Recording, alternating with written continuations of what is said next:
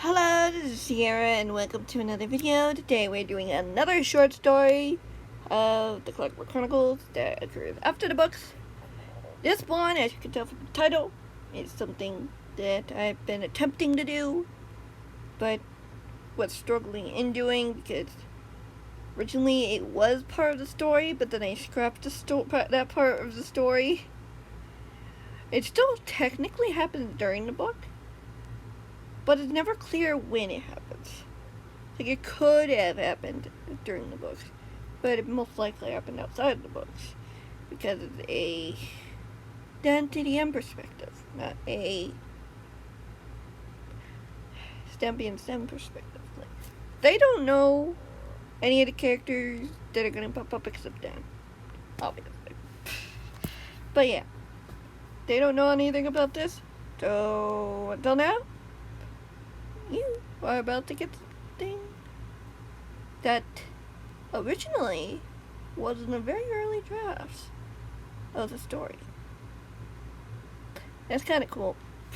I had to rewrite it, of course, but like still, pretty early on. And it's pretty cool. It wasn't hard to write, I just had to write it. Incidents at the arena. I hope you enjoy. It was just another day in the arena, with clear blue skies and the vast wilderness around it. The arena was fairly large, looming everything that stood before it. Over everything that stood before it. I missed a word.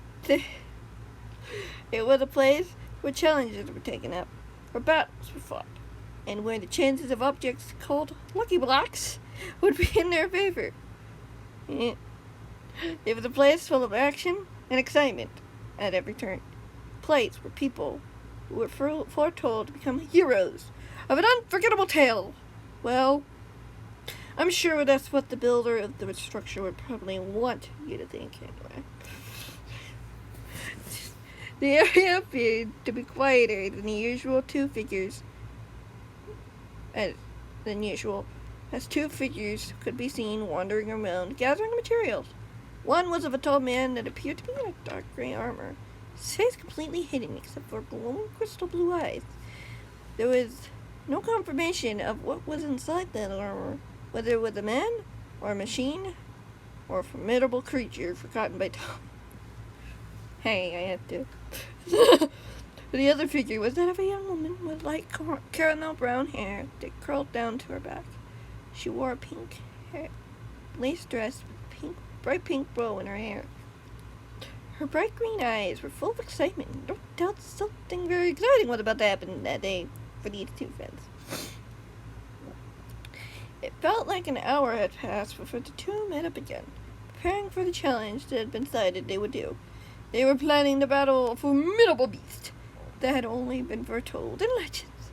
Both of them were curious as to how the battle would entail, claiming they would be the victor over the other.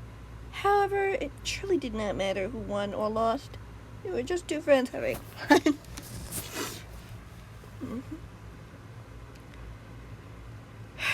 Do we have everything ready now?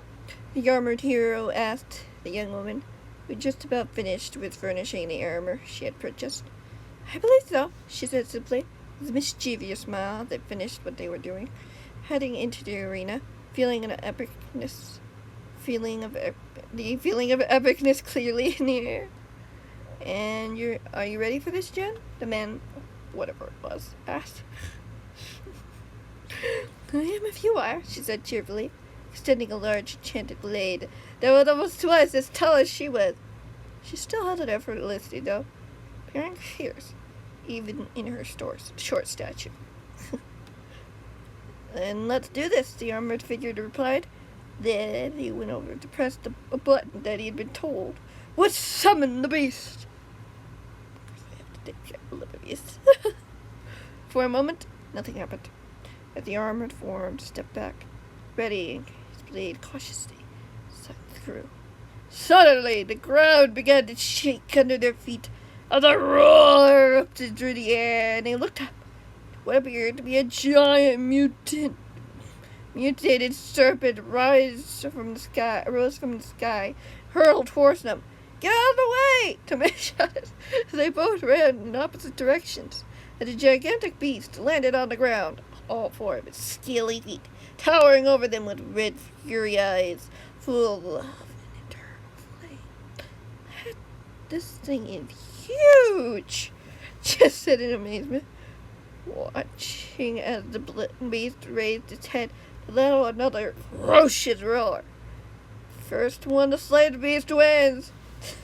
The man shouted over the roar of the monster before them as he charged forward, dodging the beast's tail as he hurtled toward them, ducking just in time to avoid being flattened by it.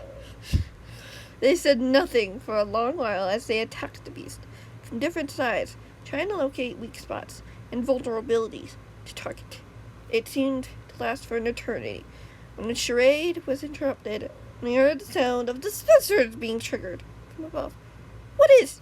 The man asked as he looked up, seeing arrows hurtling towards him, and he leapt out of the way as the arrows hit the beast. They had been battling. You could see Chen scrambling safely away as well, but both of them were surprised by what they saw above them. Hey, that's not fair! Chen hollered up into the sky as they laid eyes on the culprit. There was a large black helicopter shooting down the beast relentlessly as it roared and shrieked in pain, the roar drowning out the rotors that the man had failed to hear. Should we shoot it down? The man asked as he took out his bow suggestively. He gleamed with enchantment. He had blessed himself. We don't know who they are. Maybe they think they're trying to help. Jen hollered back, shaking her head to make it clear that they shouldn't shoot the object down. The man sighed in disappointment, but put away the bow, looking up at the machine until the arrows finally stopped. He watched in dismay as the beast finally fell for the final time, disappearing into dust, defeated. Looks like we have a winner, the man said debatably. No, we have a cheater, Pat, Jake corrected. That was not a part of the rules. They weren't even technically in their arena. The man managed to smile. Pat managed to smile, although it could not be seen by Jen or anyone else, since it was masked in darkness. She did have a point, though, but perhaps these guys didn't know that. He couldn't be too quick to judge. What were these guys doing here anyway? The man watched as the helicopter began to descend. Its loud rotors now the only thing that rang in its ears, until they were only 30 feet above the ground, as the door to the machine opened, and a few ropes fell to the ground. 24 men coming down from the machine. Well, looks like you finally came down to join us, the man said as he approached the men, sure if he should have his sword at hand or not. The man, who had appeared to be in simple uniform, dressed in all black with blue stripes on their armbands. Simple design for what appeared to be a simple men. They all looked puny to the young man. Most of them smaller than he was. Some of them extended their swords as he approached, seeming to be frightened by his appearance. Good to see you too, YouTuber, one of the men stated, seeming to be the one in charge, or just brave enough to say something. Unfortunately for you, we have to end this party short. And how come? Pat asked, raising an eyebrow. Our leader wants to speak with you, the man said simply, standing straight, trying to look tall, but clearly was not compared to the man. Four YouTubers standing before him. What are you, an alien or race? An alien race or something? Shen asked curiously. What makes you say that? The man asked in amusement. Well, you came from a machine that demanded to come to you with you to see your leader, she said with a shrug. Typical alien behavior. The man laughed. Aliens don't exist, young lady. We must get going. Time is running short. What about Choo-Choo? Well, why the rush? Wouldn't you like us to show you around the place? Chin asked curiously. More amused by the statement than the men were. Either you will go willingly or we'll make you come with us, the man warned. We don't have time for this. Is that a threat?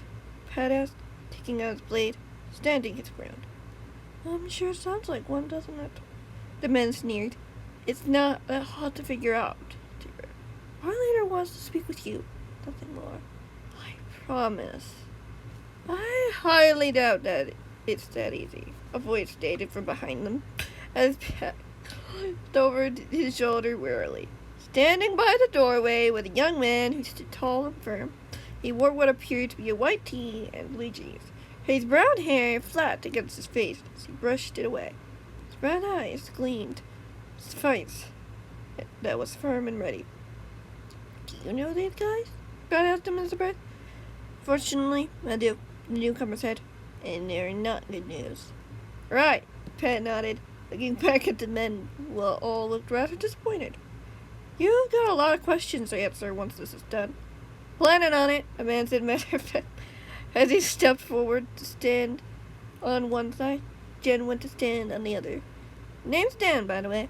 I'm Pat, and this is my friend Jen," Pat replied simply. He faced the men. "And as for you, you all need to leave." "Make us, YouTuber," the lead man snapped, standing his ground as all of his men before them extended their swords. "Oh, we will," Pat said with a smile, knowing he would be enjoying every moment of this. He knew that they did appear to be outnumbered, but they certainly were not outmatched. He knew that full well as he charged forward, preparing for a battle. He knew what it would. It would be a battle he knew he would never forget. Unfortunately, that's the end of that one. That was pretty fun, wasn't it? Anyway, thank you guys so much for watching. Hope you enjoyed. And, yeah.